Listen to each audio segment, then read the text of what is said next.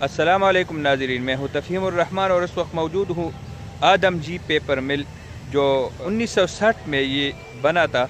और यहाँ पर एक तरफ भी ये मिल्स हैं, इंडस्ट्रियल स्टेट है अमानगढ़ इंडस्ट्रियल स्टेट, ये रेलवे स्टेशन है अमानगढ़ का।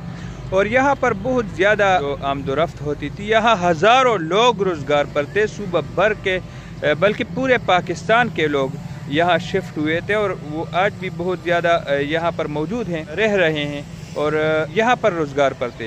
ये मिल जब आबाद थे तो हज़ारों लोगों को रोज़गार मुयस्सर थी। और ये सैकड़ों कनाल पर मुश्तमिल अराज़ी जो आप स्क्रीन पर देख रहे हैं, ये अराज़ी ये खुसूसी तौर पर इंडस्ट्रियल स्टेट सनती जोन रोज़गार फराहम करने के लिए यहाँ के लोगों ने दी थी, यानी हुकूमत को इस मुआहदे पर दी थी कि यहाँ पर लोगों को रोज़गार मिलेगा, सनत आएगी, कारखाने लगेंगे। लेकिन 1990 में यहाँ पर ये मिल इसको ख़रीदा गया और उसके बाद ये मिल बंद हुआ। यहाँ जो काम करने वाले नौकर थे, हज़ारों लोगों के यहाँ पैसे फंसे हुए थे और वो आज भी ये मिल मक़रूज़ है और ये इंडस्ट्री पर फ़रोख्त कर दी गई। यहाँ जो मशीनरी आती वो कबाड़ में फ़रोख्त कर दी गई। आज अमानगढ़ के अमायदीन ये लोग क्या कहते हैं वो भी आप सुनेंगे। और अमानगढ़ के जो लोग हैं, पीर प्याई के जो लोग हैं, ये शामिलात ये उनकी अराज़ी थी, तो वो इसके हुकूमत से मुतालबा कर रहे हैं कि या दोबारा वो सनती जोन कायम की जाए। यहाँ पर अब हाउसिंग सोसाइटी और प्लाटों में तब्दील कर दिया गया है और घरों के लिए ज़मीन फ़रोख्त की जा रही है। चूँकि इंडस्ट्रियल स्टेट पर कानूनी तौर पर हाउसिंग स्कीम सजाना ये नाजायज़ भी है और ये एक बहुत अजीब सी बात है कि हज़ारों लोगों को बेरोज़गार करके अपनी कमाई के खातिर हाउसिंग स्कीम बनाए जाते हैं। तो ये बहुत एक पुराना और तारीख़ी इंडस्ट्रियल स्टेट है जो आपसे शेयर करना चाह रहा हूँ और आपके साथ शेयर कर रहा हूँ।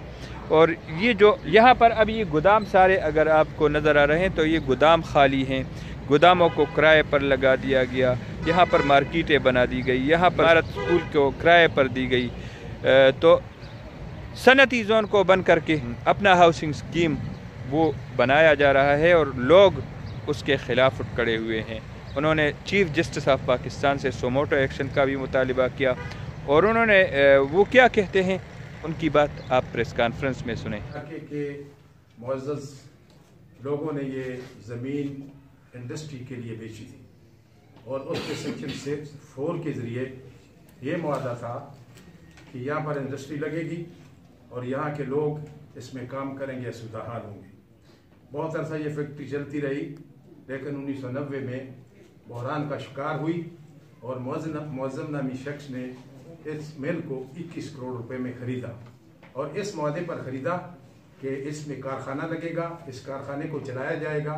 लेकिन उसके बरकस काफ़ी अरसा गुजरने के बाद उन्होंने यहाँ पर इसमें मिल में स्क्रैप को हटाना शुरू कर दिया और मिल में जो कुछ भी था वो उन्होंने फ़रोख्त कर दिया।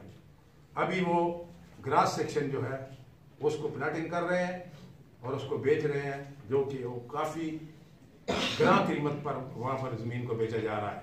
ये इलाके के लोग उठ खड़े हुए हैं।